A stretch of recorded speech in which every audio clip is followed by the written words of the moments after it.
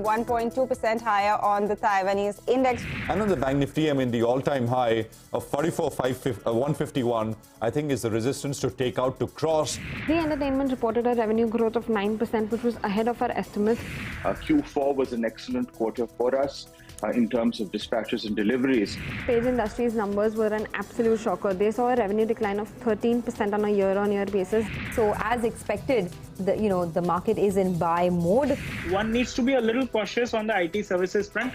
We are very strong. We have no reason to believe that our performance will be any weaker. Plus, the numbers were better than some of the brokerage estimates that we were working with. Automobile, for example, there's been a pickup in automobile sector.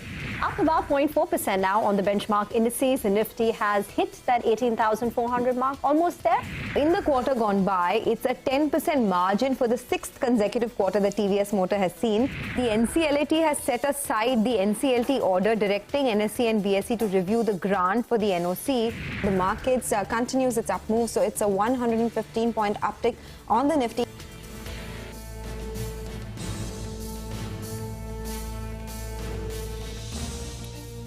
Well, that was the day so far. You're with us here on the last edition of Closing Bell for this week. We're coming to you from the CNBC TV 18 Motilal Oswal studios. And I'm Prashant. With me, my colleagues Rima and Surabhi here in the studios. Guys, hi. And Nigel, as always, joining in from the newsroom floor. Nigel, hi, afternoon.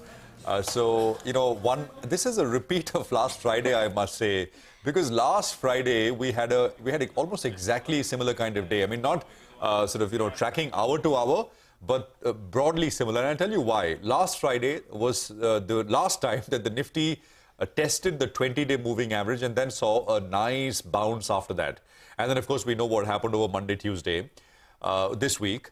Yesterday, we had a similar kind of price action. The Nifty tested the 20-day moving average, closed above it. The Bank Nifty did something similar. It broke below the 20-day and then came up above it. Today, we are not reaping the rewards, but you kind of are seeing some strength. In the morning, we were saying how perhaps the market, after, two tests within 5 sessions of an important short-term reversal level, having defended it nicely, may have some unfinished business on the upside, and that is playing out in a very, very smooth way since the morning. Higher and higher highs through the course of the day. We're at almost 18,500. I mean, they're almost there. So, which, by the way, also means that we're very close to the swing high, the previous swing high on the Nifty. And that is, I'll just tell you where the level is. I think we're almost there now. I mean, 18,500 and maybe 10, 20 points more, and you will start to project high levels. I mean, if you look at beyond levels from here, you've got the all-time high at 18,887 or so. Just a few other things. The Reliance is contributing in a big way. It's adding about 40, 45 index points to this move, the 170-point Nifty move. FMCG, the index is at a high. HUL and ITC are participating. And IT, large cap IT stocks on the Nifty at least are doing very well. Broader IT stocks are also doing well. Broader indices are good, 0.5%, 0.6%, mid-cap and small caps. And, that's the market picture. There is also, of course, a little bit of optimism that perhaps when we come back on Monday, we will hear progress on the debt deal, or maybe, at least in principle agreement that this debt thing needs to be pushed out, at least till after US elections next year. So I think, there is a fair bit out there which markets will watch. But for now, it's a very nice, clean run we have on our hands. Surabhi. By the way, the auto index is at an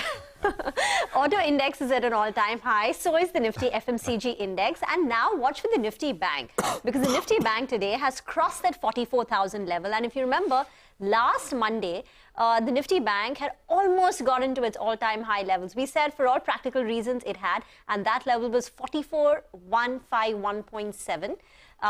So that's the level you're going to be tracking on the Nifty Bank, and we are about 130 points away from all-time high levels on the Nifty Bank as well. So the FMCG, Auto did it before.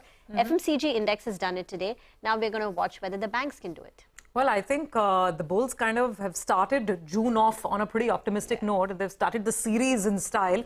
The question is, can we build on? But Prashant, completely agree. I mean, I think what's different is this is the third time we've approached this zone.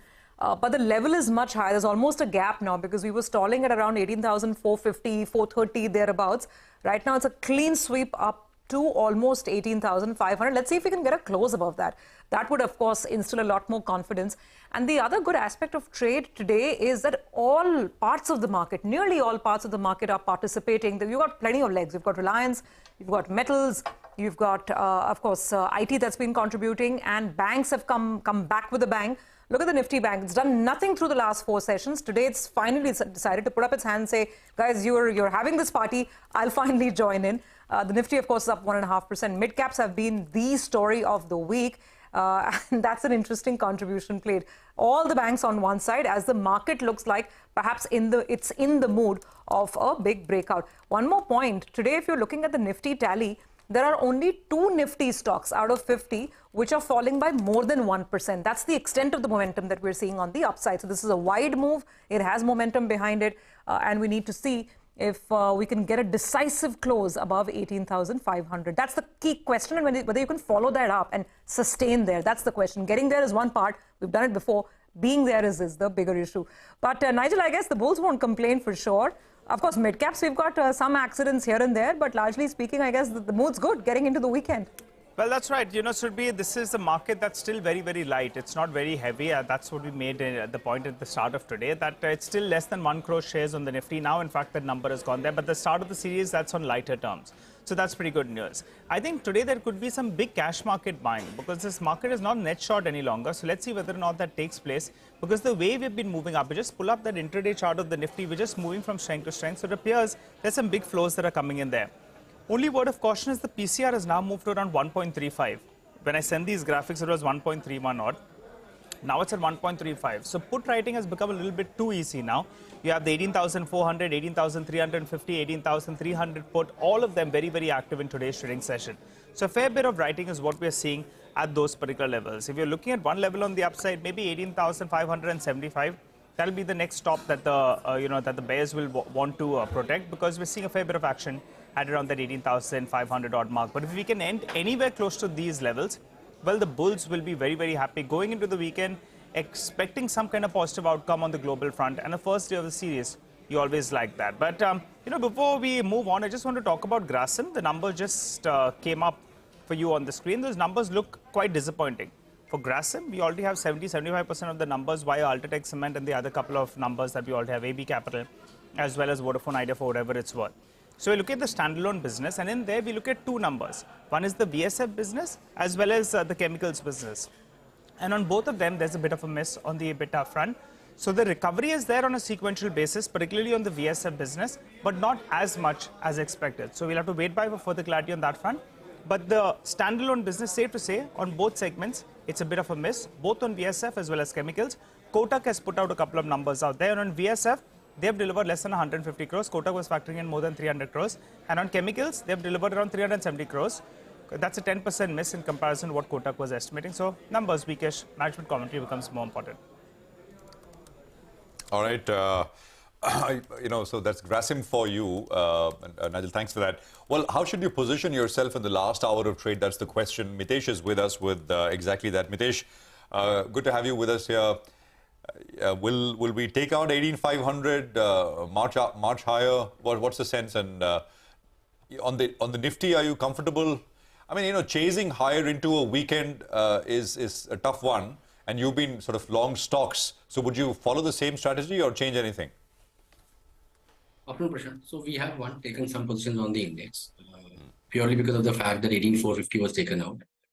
If the Bank Nifty starts getting past 44,150, we'll add the Bank Nifty position as well as add out to the Nifty positions as well. So there does look like, the breadth is very positive and the Bank Nifty recovery has been good, though it's not cleared the recent swing high of 44,150.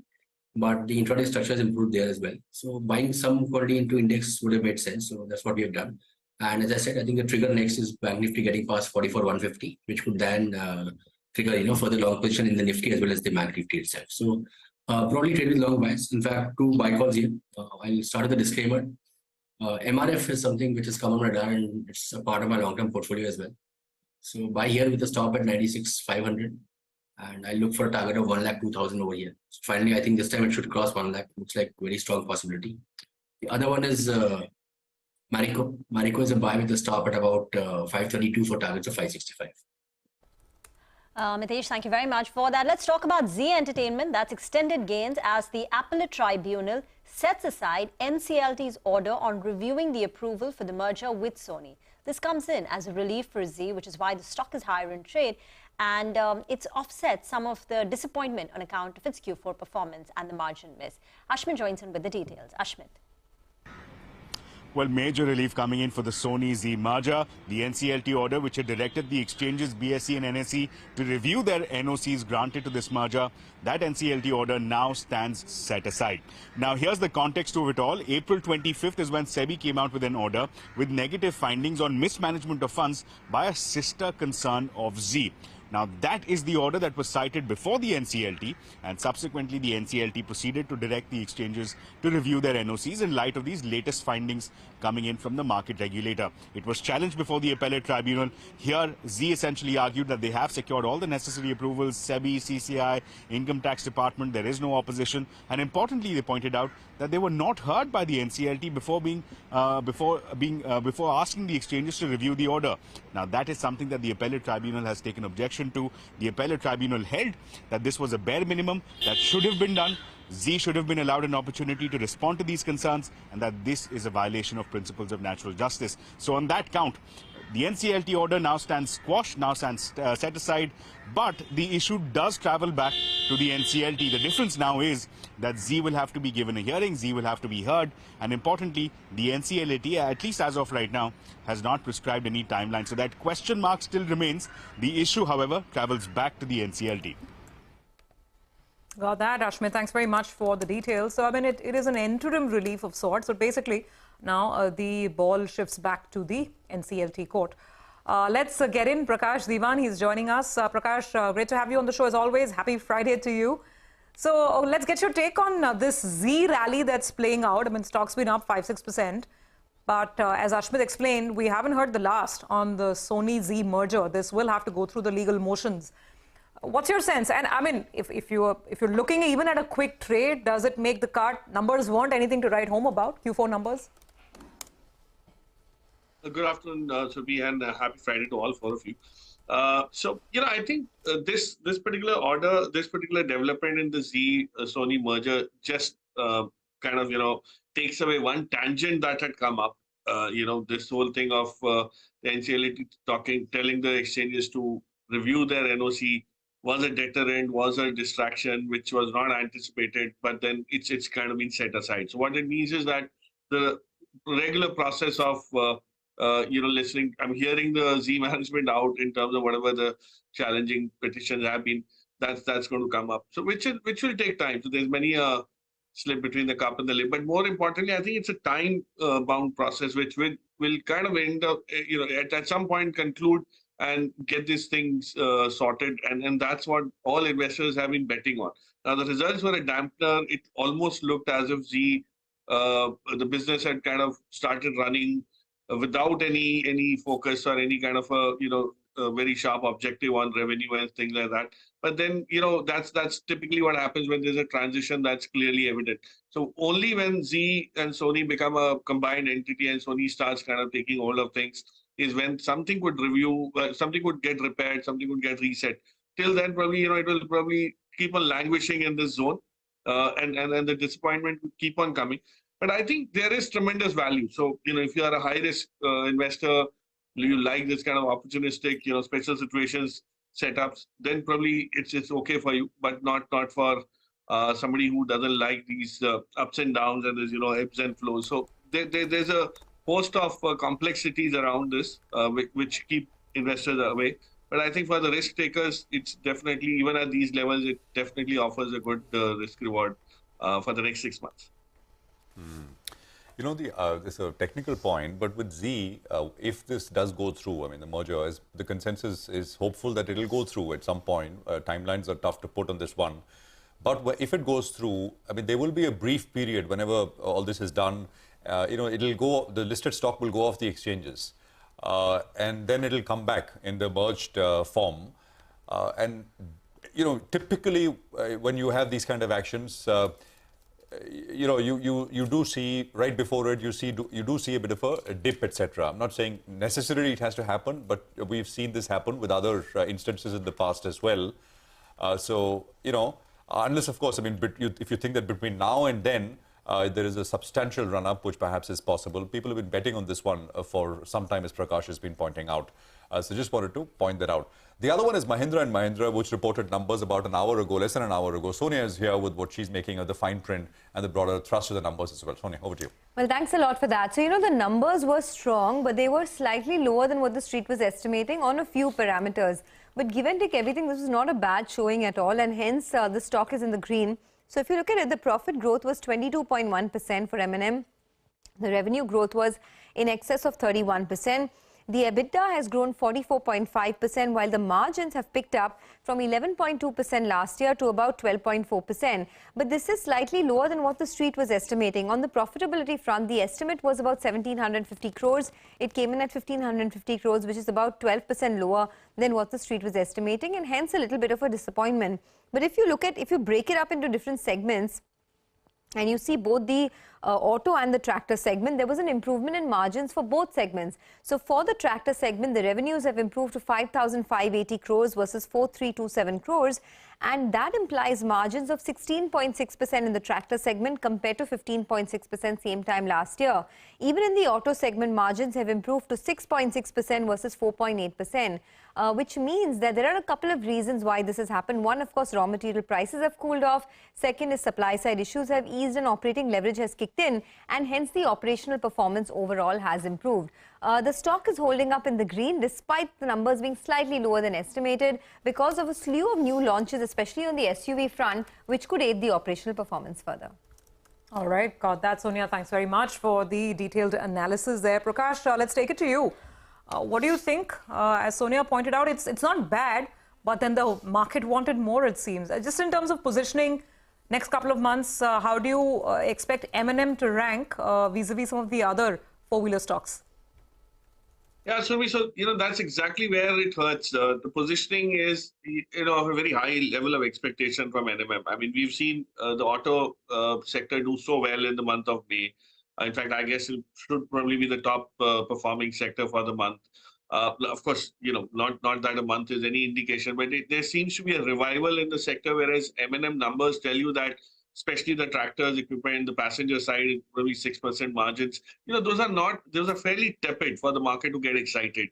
And the market is in no mood to be very generous with something which is just moderate or pedestrian. Well, you know, I think where it's hurting them is Maruti is up the ante in terms of pushing SUV models in its portfolio, which was the mainstay bread and butter business for M&M. And at the same time, you have, you know, the electric side being covered by Tata Motors so effectively. That flank is also on attack. So both these, you know, advantages that M&M had probably getting a bit diminished. And on the tractor side, I think the Scotch Kubota numbers tell you very different story, saying they are looking at very clear market share gains going forward very aggressively. They'll do a lot of things, typical Japanese style, take time to build it, but then go out all out. So M&M will have to face a little bit of heat. It's not probably, you know, proving to be the top pick in the auto sector. Maruti continues to offer far more upside potential in the medium to long term. So I would bet on that. Though I've always loved the way M&M has evolved itself, but at this point, it could probably, you know, test your patience too long. Prakash, do stay on. Need to slip into a very short break. On the other side, we'll invite Dinshaw Irani, Chief Investment Officer at Helios India.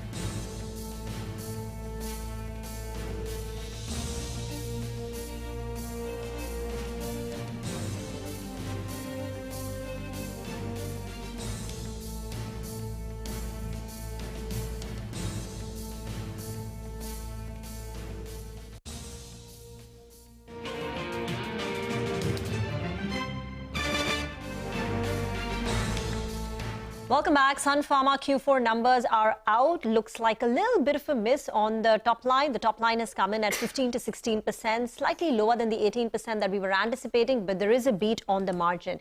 EBITDA margins at 25.6% is an improvement of 80 basis points on a year-on-year basis and ahead of what the street was anticipating. I suspect part of it could be on account of Taro, and Taro, remember, had positively surprised the street on the margin front with that quarter-on-quarter margin recovery, so that perhaps has fed into Sun Pharma's consolidated margin beat that we are staring at. Bottom line, at 1,984 appears to be in line with what the street was anticipating.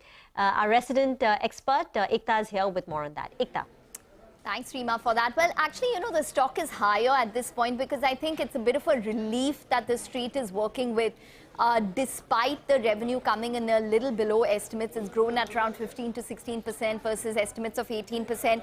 The EBITDA is largely in line at 25%. The profit is in line with estimates. The relief from the street is that there's no negative surprise which has come through for Sun Pharma. Yes, Taro was one part of the numbers, but remember that there was an IT incident that took place for Sun Pharma in the month of March, and the street was anticipating that after they had come out with a second release on the IT incident indicating that there could be a P&L impact, the street was probably bracing themselves for a negative number from Sun Pharma.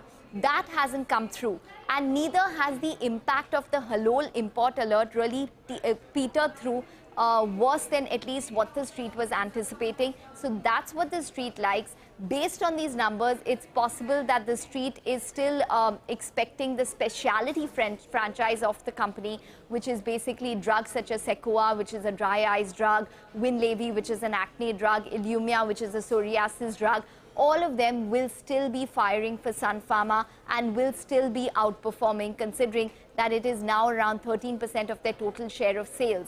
So that is probably one important aspect that we need to watch out for. But overall, in terms of the headline performance, there's no surprise, which is a positive. There's no negative surprise, which is a positive.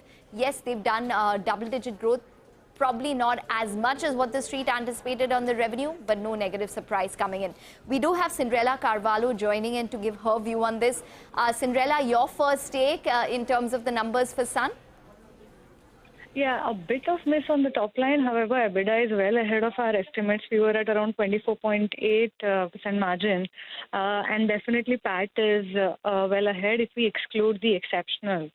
So I think both accounts on the EBITDA as well as on the PAT, the numbers definitely are tracking ahead. And as you rightly said, we were slightly worried on the HUL impact largely.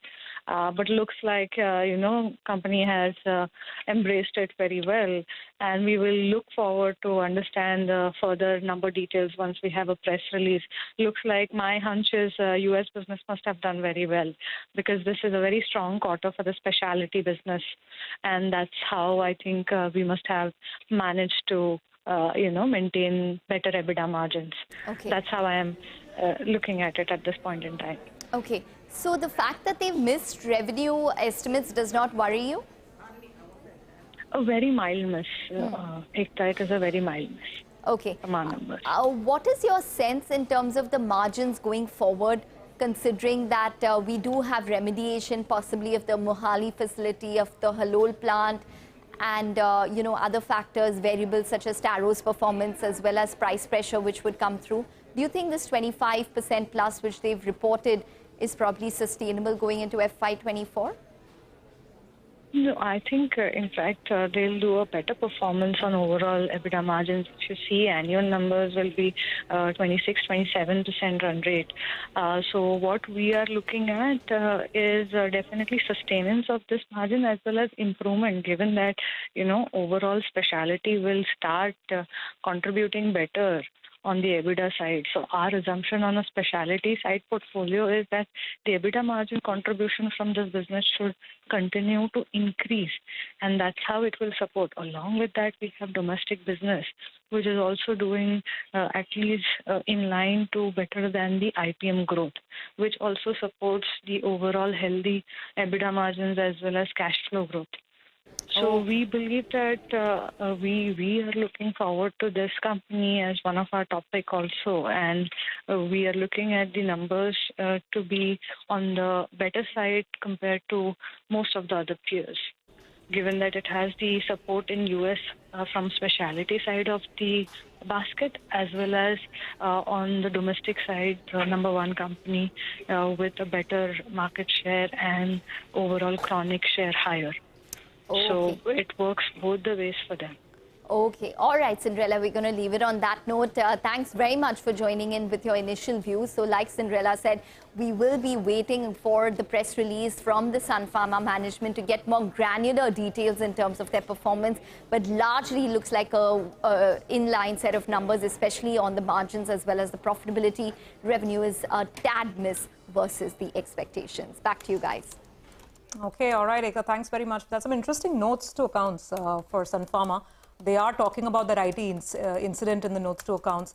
And basically, they go on to say the company believes that there is no material legal non-compliance by the company on account of this incident, and all well-known impacts on the audited financial results for the quarter have been considered. We will keep strengthening our IT systems to prevent against such instances in the future. So that's on the IT instance, and then there's some extra charges as well. There's a charge of about 210 million and a charge of 8.3 million. This is for the settlement of certain antitrust lawsuits. Some more details coming in, but at the operational level, as Ekta was also pointing out and discussing with Cinderella, seems to be good, but we're still, we don't have that much important US sales numbers. So let's see.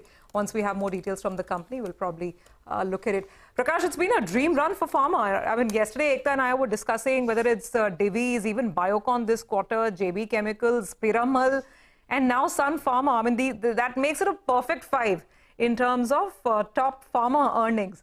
What's your sense? Are you buying any pharma stocks? None of these, at least, none of these. So, you know, the one that we really narrowed down after the earnings for March came was Syngene. And I mean, that also is kind of done well, but it's a bit of a smallish play, so doesn't get discussed much. You know, interestingly, pharma is going to start taking some sort of a allocation away from, you know, what gets out of IT. I mean, so, you know, it's very clear that that was a sector that was looking at seeming to be very clearly reviving itself. All the mistakes of the past have kind of got digested of sorts, and you know, things could look up, especially the likes of Sun, which have invested so much into specialty chemical, specialty drugs as a focus area, and has not yet paid off. Finally, seem to be kind of, you know, getting some juice out of it. So that's where most good companies are. Everybody has their own set of advantages and all, but there could be some sort of a move that is still strongly available, or you know, still afoot in most large cap pharma names. Okay, all right. Prakash, I wanted to ask you, since we're talking about pharma, Supriya Life, are you tracking that one? The numbers just came in, and actually on a sequential basis, there is a bit of an improvement. You know, the last quarter was a washout. So this quarter, there is a bit of a recovery on the margin front. Remember, the stock, when it listed, it went all the way to around 600. Now it's around 250 rupees. You track that one? So I ended up looking at it, given the exuberance around it when it got listed, and then the stark disappointment on last quarter. I mean, I haven't done a deep dive of sorts, to be honest, Nigel. But what looks like, you know, on a very clear macro view on this is that this is a company which has got completely hammered because of mismatch in expectation. I mean, you know, the promoter holding was an issue. You know, what the promoter were doing with their holding was such a major questionable thing in most of the discussions. And here the performance has been so lumpy that even if it's a good business, it's not coming through. I mean, it will have to build a track record or a history of sorts of, you know, evening out all these cycles of theirs, or the lumpiness in their business. That's the only way they'll get some confidence restored. But otherwise, it's not something to, you know, write home about at this point in time to look at investing or something. Okay, all right. Prakash, thanks very much for that. Appreciate you joining in. Have a good weekend. And, you know, we'll talk with you next week. Dinshaw Irani is joining us now. He's Chief Investment Officer at Helios India. Dinshaw, a pleasure. Thanks very much for your time. You know, one stock which has been, I don't want to say ailing the market or the banks index specifically, has been HDFC Bank. That's the one name that You know, you guys have owned, I think, since the time that you started the fund. And you've been bullish, you've held on. What's the likely trajectory from here? They had an analyst day also recently, and you know, they basically highlighted that size is not a constraint to growth, the prior year growth rates, which has come off. But even if they're able to do, you know, 20, just under 20%, that'll be fantastic at their size and scale. What are your expectations from HDFC Bank from here out? Hey, Prashant, thank you for having me on your show, and a very good afternoon to you and your team and the viewers. So, Prashant, the fact is that when you're looking at the economy of the size of India moving, you can't ignore the banking sector, right? The second part is that a bank like HDFC Bank should always be a core part of the portfolio. Okay? There was an overhang because of the merger. I think once the merger is through, that overhang will be over. And frankly, I mean, whenever you develop a portfolio for yourself, you look at that portfolio you're hoping is going to run a marathon, but in a relay fashion. Right? So there'll be a set of leaders in that portfolio who will be running faster than the whole group. And once they tire out, there should be a set of leaders who are ready to take over the baton and run in the future. Right? So this is what we're trying to do with the like of HDFC Bank is what we are doing with.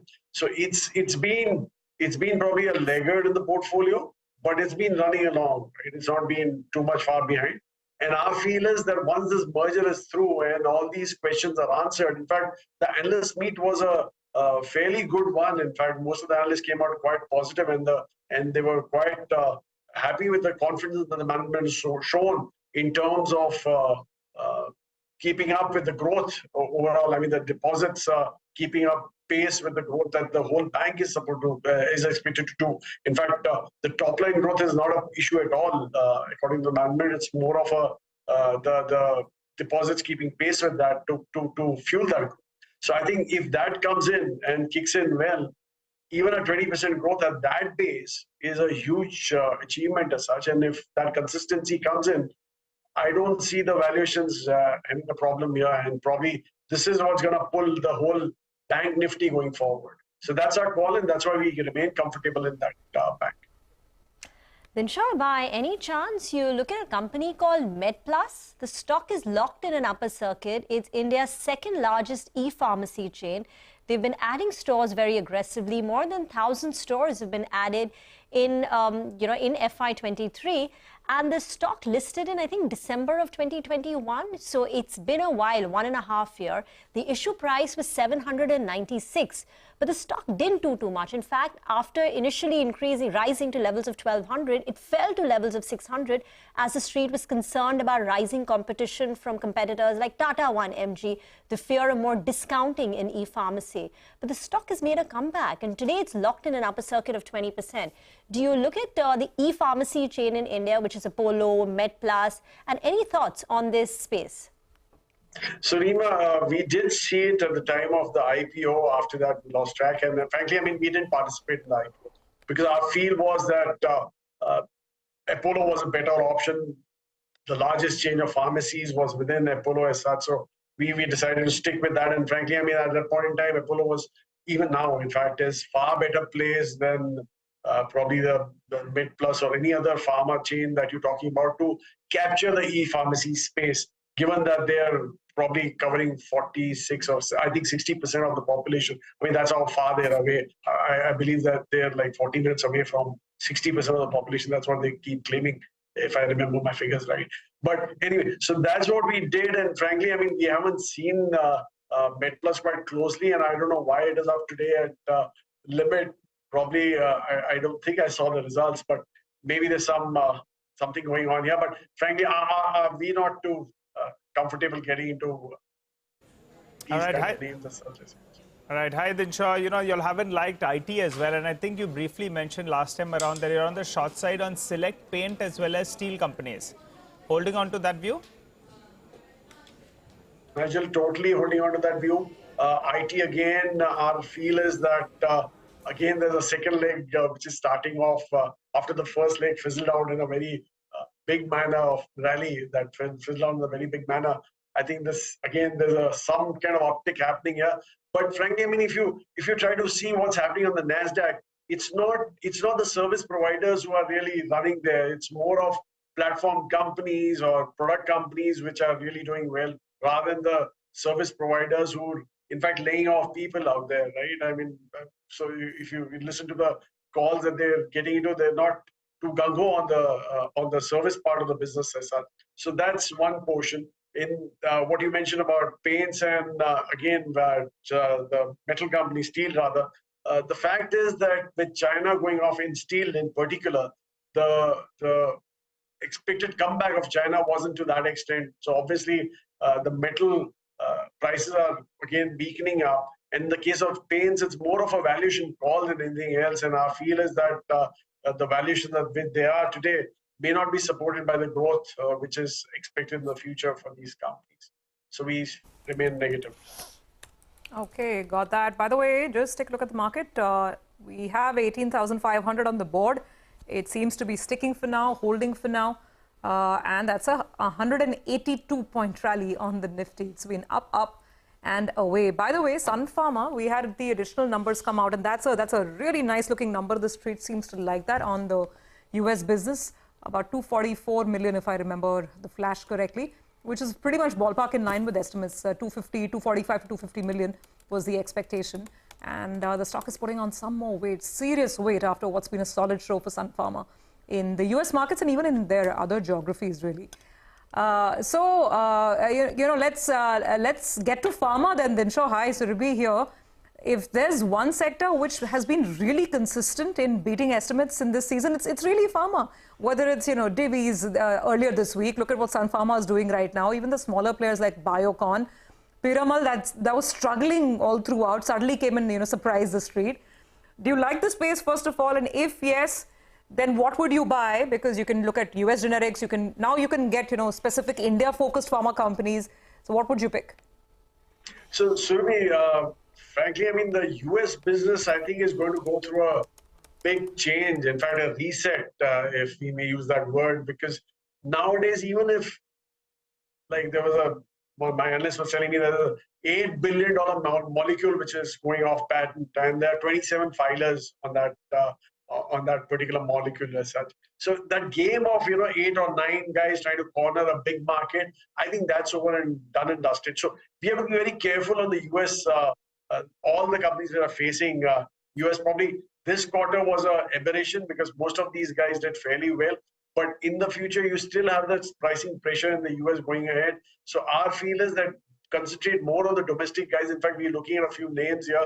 I think the kicker in India is not only is that per capita are going to move up, obviously the health spends are going to move up. So that's why we are more clear that it's better to look at domestic focused companies in pharma also, which should do well with this kind of a uptick in per capita income. So we stay there. Does that, so you're looking at India-focused pharma, does that include the new listing? Any other name?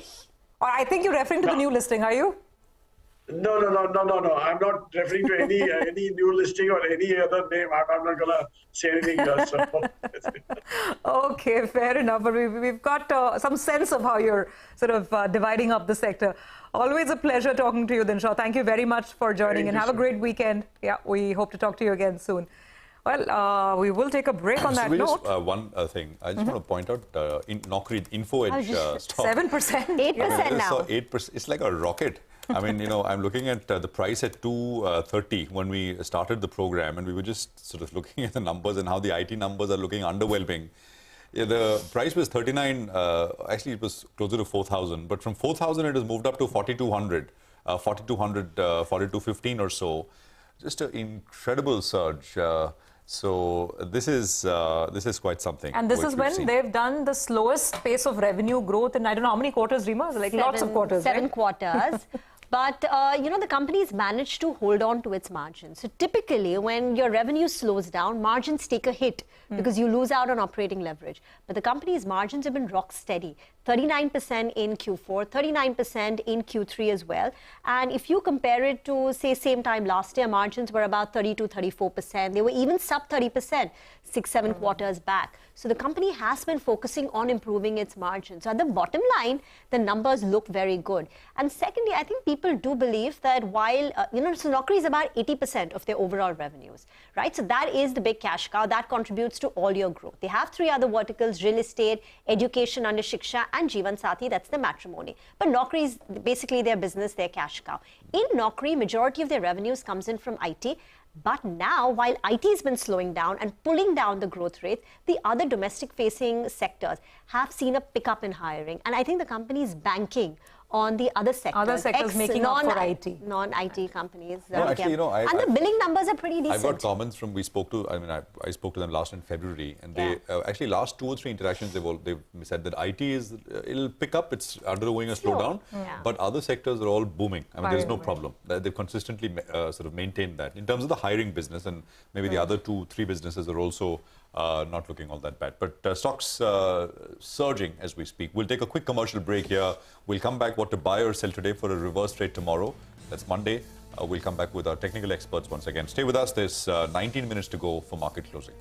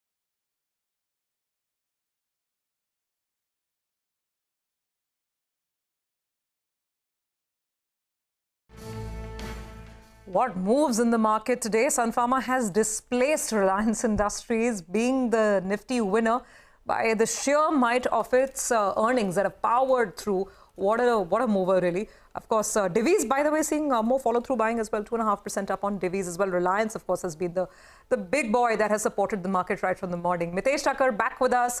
Mitesh, it's a day that really belongs to the bulls, 18,500 on the board. First of all, would you leave any open positions going into the weekend? I mean, on the index, any stock ideas as well?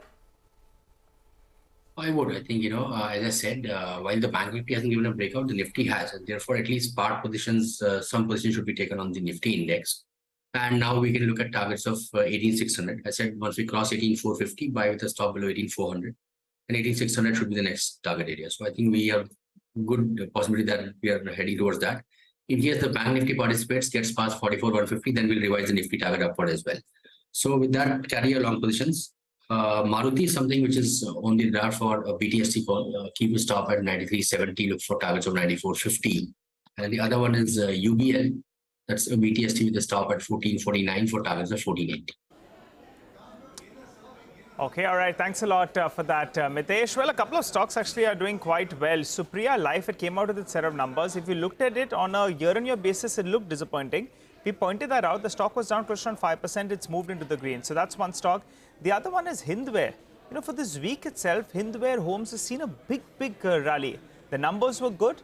Yesterday, we saw a big rally. And in fact, even in today's trading session, there's some follow through. So there are select stocks in the broader markets the street is taking note of and latching on. Today, Hindware is up close to around 10%. You pull up a week-to-date chart. I think it's up close to around 25 to around 30% or thereabouts. So a couple of big winners is what we have seen. Well, talking about winners, FMCG index has hit a record high. What are the reasons for the up move and who are the key contributors? Well, Mangalam has joined us. Mangalam, you normally mentioned FMCG is life.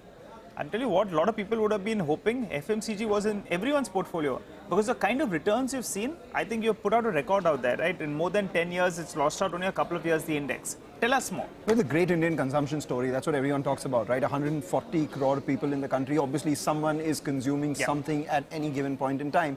And that's what's reflected in the way the FMCG index has moved as well. And the milestone that it has crossed today after being a record high is that 50,000 mark. So the FMCG index is at above 50,000. So every time in cricket, someone scores a half century or something, the batsmen get up, right? So what I'll try to do is for FMCG and tell us who are those batsmen who are contributing. Yes, I'll talk about those batsmen as well. So, you know, as far as the FMCG index is concerned, it's been a big mover. If you just take a look at it in this year itself, we haven't even completed 2023. The FMCG index has rallied by about 14%. This compares with the Nifty at around 2% itself. In the last 12 months too, we've seen the FMCG index rally about 32%. This compares with the Nifty at 13%. In fact, in the last 15 years, there have been only 2 occasions where the FMCG index has given negative returns. So it was once in FY19 and the other one was FY9. Of course, FY9 had the Lehman crisis itself. Key constituents of the FMCG index, the top 2 batsmen are always ITC and HUL, depending on who's outperforming at what point in time. So HUL currently is at the second spot with 22% weight, ITC 33% weight, Nestle 7.8%, Britannia 6.5%. But Varun Beverages has been the standout performer from the lower order batsmen as well, doing extremely well. From the 52-week low, while the FMCG index is up 40%, ITC is the key contributor, 72% rally from its 52-week low, whereas HUL by its sheer weight, despite a 26% rally, has been among the big contributors, and Varun Beverages has come out and played the knockout game at towards the dying hours of the innings, so 145% jump from its 52-week low on Varun Beverages itself. From a point-to-point contribution from its 52-week low, the FMCG index has rallied about 13,650 points, more than 50% of the gains coming in from ITC, 7,450 points, HUL 2,100 points, and we have Varun Beverages giving it 1,200 points as well. So far, the results have been not bad. In fact, the management commentary has been good as well. They're talking about gradual recovery in rural demand. They're talking about margin expansion as well as raw material inflation tempers. And at the same time, they're talking about drastic changes in the way the companies are looking at distribution, production, and digital. So these are growth areas for the company. While the FMCG index has been a wealth creator in a lot of people's portfolios, remember, wealth creators don't come for cheap. But currently, by virtue of the growth prospects that we see, we have the FMCG index at a not very big premium to their 10-year average, barring ITC, which is trading at a mild premium to their 10-year average. All the other stocks are very close to the 10-year average multiples itself. Okay, thank you very much for that. Very interesting analysis there. ITC and HUL, the top 2 batsmen right there. Sudeep Bandapathya, the group chairman of IndiTrade Capital, now joins in. Sudeep, we'll talk about FMCG as well and the kind of highs that it's made, stocks like ITC. But before that, I wanted to get your thoughts in on Page and the big miss that we've seen in the numbers.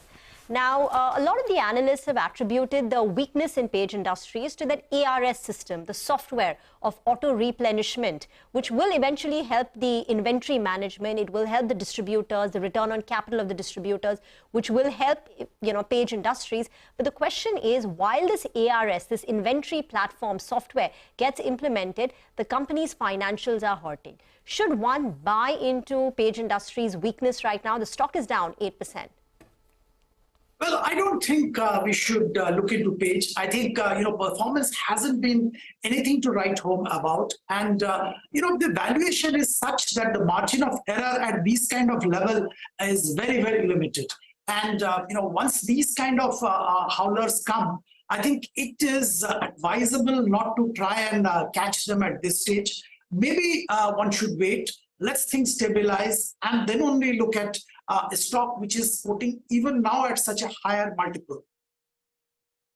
Stock is at about, I think, 45, 50 times forward multiple. About 50, 55 Yeah, times about forward. 50, 55 times. So it's still very expensive. It is a 10% discount to the recent historical levels. Usually trading at about 60 times. So it's about a 10% discount, but then at 55 times, when you know the management has guided, the next 2-3 quarters are going to be challenging. No margin for error. Yeah, so I guess that could explain it.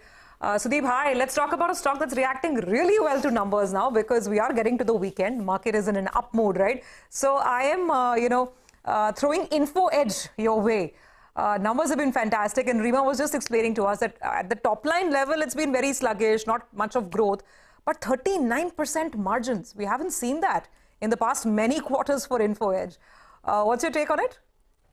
Well, I think, Naukri, of course, it's a bread and butter, and that's doing pretty well. We know Naukri was basically IT recruitments. But what has happened over the last few years, and the company also has been actively working that, they become much beyond only IT recruitment. And that's what is bearing the fruit now. And remember, IT recruitment has been a very, very established business for Naukri. And of course, the margins over a period has become compressed there. Now, the newer verticals, the other, other recruitments, non-IT recruitments, these are growth areas for them. And that's what is yielding the result as far as Info Edge is concerned. I think it's a very good development to have happened for Info Edge that IT, unfortunately, slowed down. They all focused on non-IT recruitments, and that is leading to a higher margin as far as their business is concerned. Okay, well, Sudeep, stay with us. We have to take a quick commercial break. There's 8 minutes to go for market closing. We are right back after this quick break.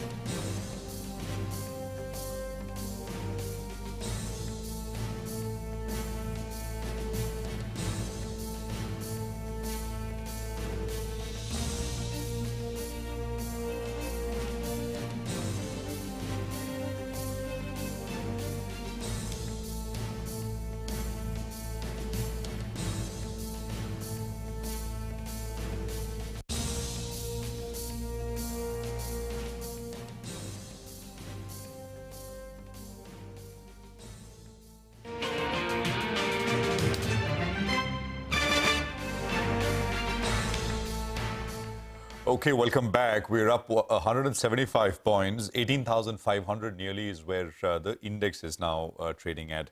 It's a market full of movers, both up and down, and lots of volumes as well, with names which are higher at this point in time.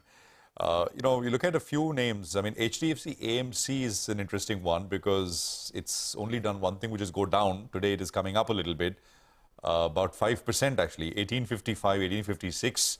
That's the largest asset management company in the country, which of course has been facing a fair bit of headwinds. But and of course there are people trying to take the other side of the trade as well, which is saying, well, how bad can things get? So we'll put that to Sudeep in just a bit. Piramal Pharma is another one. Again, a bombed out name, did well yesterday. It's doing well today as well, about 5.25% or so. And there are a few of these names which are trying to come back. Sudeep, any thoughts? HDFC AMC, if equity penetration is to grow and mutual fund assets are what, 40 lakh crores now. If it has to become bigger and much bigger, our asset management company is a good play. What's your sense? No, absolutely right, Prashant. Asset management company definitely is a good play, and financialization of savings is a reality now. The question is not that. I think the issue was the margins were sharply coming down. And I think with the regulatory changes which are being talked about and being recommended by SEBI, leads to further shrinkage of possibly the margin. And that has been worrying the market. Competition, of course, is there from multiple other sources. But the reality is, HDFC AMC being the leader for a very, very long time, they may have lost temporarily the number one position in between and all that, but that's not relevant. What is relevant is they're a very large AMC with a significant capacity to gather further assets. So that makes them a standout opportunity for a long-term investor. Short-term volatility, short-term, the fluctuations on account of pressure on margin and performance will be there. But if you are talking about the India growth story, financialization of savings, and a maybe 3 to 5 year time horizon, I think it's a fantastic bet to get into. All right, Sudeep, thanks so much for stopping by, giving us your view on a whole host of stocks. It's that time of the day where we say goodbye to you and wishing you a good weekend ahead. But let's wrap up markets then for all our viewers as well as we go into this weekend. A solid session for the bulls. The Nifty ends closed at around 18,500 odd. We start the June series on the front footing. The Nifty ending high with a gain of around 180 points. What did well? The big heavyweight stocks. Reliance Industries was up close to 3%. Sun Pharma, in reaction to its numbers, there were some one-offs in the operational performance, but put that together, the street liked the performance. The stock ended higher. Hindalco, the numbers look quite good. The street is a little bit jittery on metals because of the global slowdown, but Hindalco popped up in trade, up close to around 2% in trade. FMCG, well, that index hit a fresh all-time high, and HUL participated as well. That was up close to around 2%. From the IT names, HCL Tech as well as Wipro, both of them did pretty well. From the frontline Nifty stocks, only one stock was down close to around 1%. That was ONGC. Otherwise, it was a very, very good-looking screen. But the real action was in the broader market. So, Prashant, Surbi, you guys take it away. Oh, yes, absolutely, Nigel. Where do I begin? I'm wondering. Let's look at Info Edge. That was the stock that came out with numbers about an hour back, 7% up on this one.